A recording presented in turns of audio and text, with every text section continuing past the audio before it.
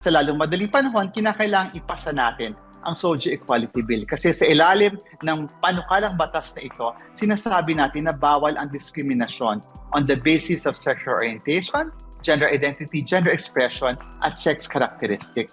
At tingin ko, itong mga conversion therapy na talaga namang mapanakit doon sa well-being ng mga tao, isa itong matinding forma ng diskriminasyon.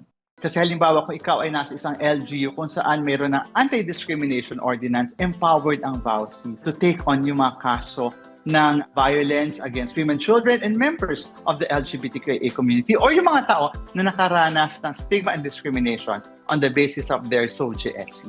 Marami tayong pwedeng gamitin na batas, lalo na kung ito ay nakapag-inflict ng harm. Kung ito ay nagresulta doon sa pagbaba ng well-being ng tao, maraming mga batas na pwedeng gamitin doon sa mga practitioners. Pero sa dulo, kung sila ay bahagi, for example, of the society noong psychologist, maaaring tanggalan sila ng lisensya ng kanilang society dahil gumawa sila ng labag doon sa best interest yan man ay ng bata o ng kanilang pasyente.